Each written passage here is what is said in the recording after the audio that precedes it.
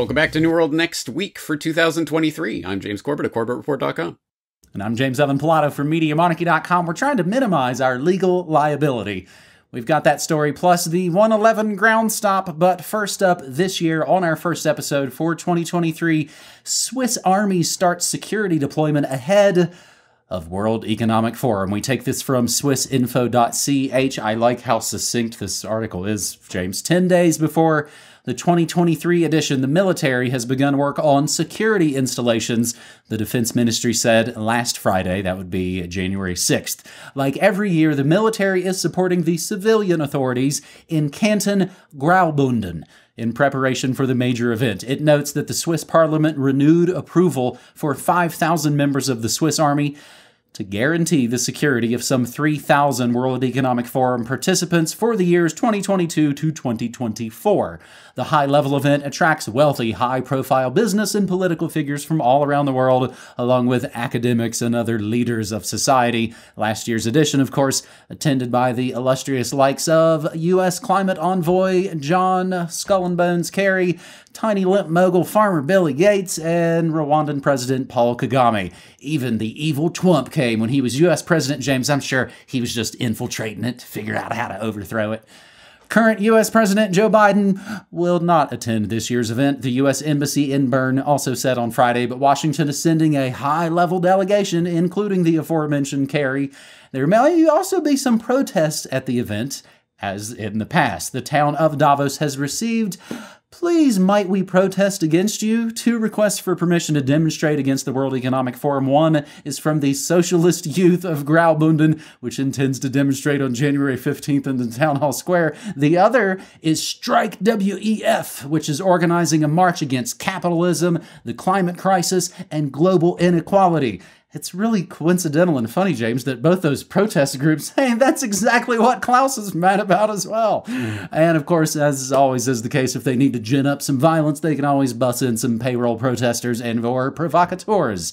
We'll link you right there to the Devil's Mouth, weforum.org, World Economic Forum, annual meeting, Cooperation in a Fragmented World, 16th through the 20th, January 2023. James, how did the world get so fragmented? Yeah, good question. Yeah, if I was a conspiracy theorist, James, I'd probably look at that Strike WEF and think, well, that is exactly what Klaus Schwab or one of his minions would come up with as the protest that should happen around Davos, so that then they can come out and go, we hear you guys, and we're going to work on it. We're going to help smash capitalism and confront the climate crisis and all this. So we'll bring you in and you can be part of this or whatever. Anyway, yeah. It is current. Good. Yeah, it could happen. Who knows? But at any rate, it is current year, so we now have to talk about Davos as being the center of the conspiracy realist world, I guess. Realistically, let's situate this where it is. This is the mid-level propaganda for the broader superclass. The 6,000 or so transnational elites identified by David Rothkopf as the people with real transnational power. And as I say, mid-level propaganda. The bottom gutter swill propaganda is the crap that we read in the mainstream news press. The mid-level propaganda is what they give out at these elite meetings. Oh, come to Davos and, have some champagne parties and we'll talk shop a little bit. And of course, the high-level propaganda is what is discussed behind closed doors at the Trilateral Commission and Bilderberg and all of those other events that people used to concentrate on before Davos became the center of everything. Anyway, that's not to say that this isn't important. Obviously, this, at the very least, is a bellwether for the types of agenda items that the World Economic Forum and their minions are going to be unleashing on the world in the coming year. So I do suggest people will check out the WE Forum site that we're linking to, where you can find the program with all of the different planned panels and speeches and interviews and things that are happening, as well as the meeting overview, which does go into that theme of the conference, cooperation in a fragmented world, and notes, the basic tenet of the program is the premise that the current crises, as serious as they are manifestations of larger systemic deficiencies accrued over time. They are also the result of a narrow vision of systems as sectors, rather than true multidisciplinary networked entities that are highly dynamic, particularly in the context of the meta-trends of the Fourth Industrial Revolution and climate change. So, shoehorn in every buzz phrase that they want to use and basically read from the Strike WEF notice. I mean, that sounds exactly like what they're talking about. But I do suggest people at least take a look through the program to get a sort of the flavor of the types of propaganda that's being spewed out this year. And you can find all of the sort of general agenda items on here. Philanthropy, a catalyst for protecting our planet. Financial institutions innovating under pressure. In defense of Europe. Not probably like you think it means, but no, more about like, hey, the rise of NATO or a European NATO or something along those lines. Deglobalization or reglobalization. Traveling again. Differently, gender parity for economic recovery. It goes on and on and on and on and on and on and on. And I actually looked through every single page. I didn't find Bill Gates on any of the as a listed speaker on any of the panels, but a lot of people that you would expect to see there, as well as some names that I'm sure will not be familiar to people. But anyway, I suggest people at least look through the program, and many hands make light work. There's no way that myself or James over there in New Mexico could possibly keep tabs of all of these different, I mean, there's literally dozens and dozens and dozens of panels and things, and they will be streamed and they will be up on GooTube and what have you. I hope people out there will, at the very least, take a look through the program. If there's one of those talks that interests you, give it a watch and find out what the main propaganda thrust is and report back to headquarters. You can leave comments in the Corbett Report comment section. You can leave comments in the Media Monarchy forum, Discord, whatever it is you're using these days. People, of course, can email us, contact us through our websites with tips and info. There's too much propaganda to go through it all. But anyway, it's out there and it's coming next week. So we're letting you know ahead of time. You know, James, sidebar, that has actually been a relief as the more insane things get. It is nice to look around and go, oh, wait, there's thousands and thousands and thousands of other people like us who are now doing that tough work and compiling all kinds of stuff that, again, you and I would have spent weeks trying to do by ourselves in the decades past and still never being able to create sort of the volume of work that can be done by groups of decentralized folks. What a great way to kind of generate excitement. Your name isn't on the list, but oh my God, Bill Gates showed up. I didn't think he was going to be here. And you can have those kind of exciting moments. Again, it's show business level stuff. I call it media monarchy, so I want to point out the little show business moves that you know that they can pull. There is no reason why Joe 12-pack and Sally Soccer Mom shouldn't be mad at events like this. I mean, they can listen to crazy, weird anarchists like us tell them that their vote means nothing, but their own people who garner their votes run away to secret meetings where they are unbeholden to the constituency. Again, I think it's one of those things that makes a real obvious fraud of democracy. And that's how we get going on our first New World Next Week episode for 2023. It is episode 506 by my count, give or take a couple. And James, we return. We've mentioned this before in the past on New World Next Week. I don't have the notes right in front of me, but court is now in session. Robot lawyer, powered by AI, will help fight speeding ticket as it takes its first case to court. Grabbing it from the New York Post, the world's first robot lawyer will take a case in court next month when the artificial intelligence legal assistant helping a defendant fight a traffic ticket. The AI, billed as the world's first robot lawyer by the startup that created it, Do Not Pay, will run on a smartphone and listen to court arguments in real time before telling the defendant what to say via headphones. The unprecedented hearing is slated to take place sometime next month, but the makers of the robot lawyer are not disclosing the location of the court or the name of the perp. New Scientist reported that the ticket at the center of this trailblazing case was issued for speeding, and the defendant will only say in court what the AI instructs them to say. Should they lose the case, Do Not Pay has agreed to cover any fines, according to the company's founder and CEO, Joshua Browder, a Stanford University-educated computer scientist. He launched Do Not Pay in 2015 as a chatbot that provides legal advice to consumers dealing with late fees or fines, but the company pivoted to AI in 2020. We're trying to minimize our legal liability, Browder said. He explained in a promotional video that he started his company by accident after moving to the US from his native UK to attend Stanford. While in school, whoops, he began accumulating all kinds of parking tickets which he could not afford to pay. Maybe Biden can, give some parking debt relief. Browder said he became an expert on loopholes, as most legal folks are, that would allow him to get out of paying the fines. As a software engineer, Browder said he realized that the tedious process of writing legal letters to appeal parking tickets could be automated. So that's what he did, making a website where people could challenge their parking tickets. Browder said the goal of this company is to make the $200 billion legal profession free for consumers. AI legal assistant will help defendant fight speeding case in court. James, obviously this is probably the coming wave of the future. Will it, of course, like a lot of things, sort of play out with kind of comical test balloons initially? Yeah, probably. Exactly. So that people can go, see, nothing to see here. Whereas the real changes are already being made behind the scenes. People might remember that if you happen to have an elephant's memory and tune into New World Next Year every year, you will remember that my New World Next Year 2018 story of the year, so that was the story of the year for 2017, was the rise of the robots. And I featured in there, amongst other stories, the story that was then brand new I was sourcing it from Daily Mail, AI detects expressions and tells if people will lie in court. Talking about the court's use of this new AI technology to try to detect if people are lying. So we have had our eyes on this particular phenomenon for a number of years now, and lo and behold, here it is.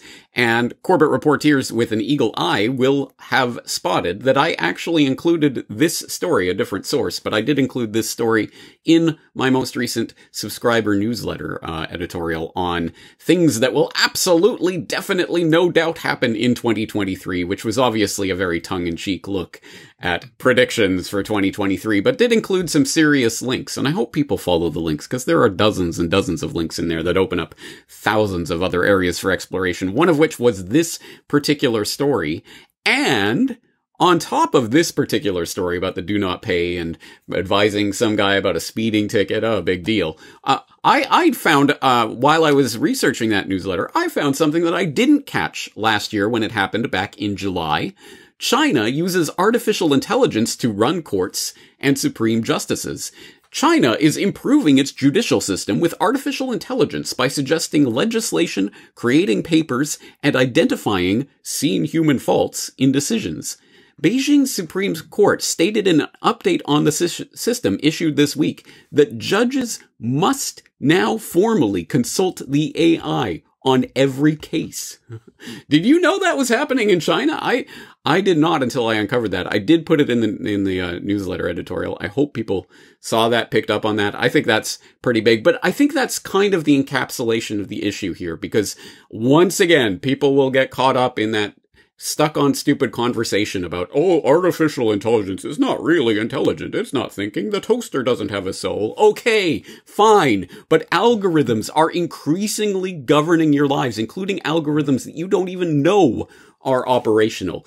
If people need that explicated in a more eloquent manner, go back to my podcast on the pricking the filter bubble, where I pointed out, even myself, the fact that I am sitting here doing this work, talking to you right now, is at least to some degree because of the YouTube recommended viewing algorithm that they had 15 years ago or whatever, that led me down a particular rabbit hole that, hey, I didn't know all this information existed, and now here I am doing this. It has in some way started to shape and mold my life.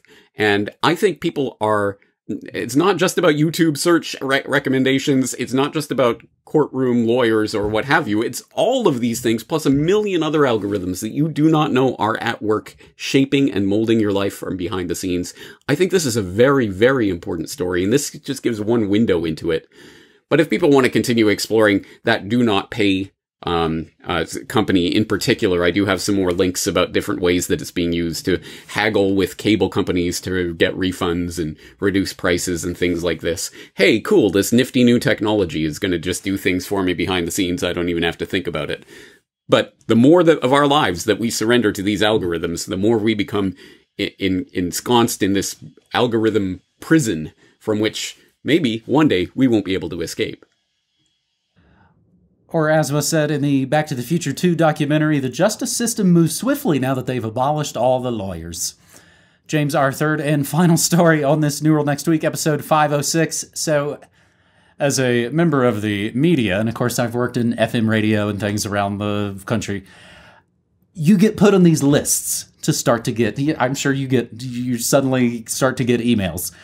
There are places out there that put together, I've talked about this a lot on my morning show, that put together news prep. So it makes it super duper easy for the lazy commercial radio host or producer to roll in, look at the news prep email and go, oh, these are the 3 things people are talking about. Hey, did you see the funny news fail? It's like a radio show in a capsule. A very boring and formulaic and corporate press release kind of radio show. What was the top story on my normie news prep email that I got this morning?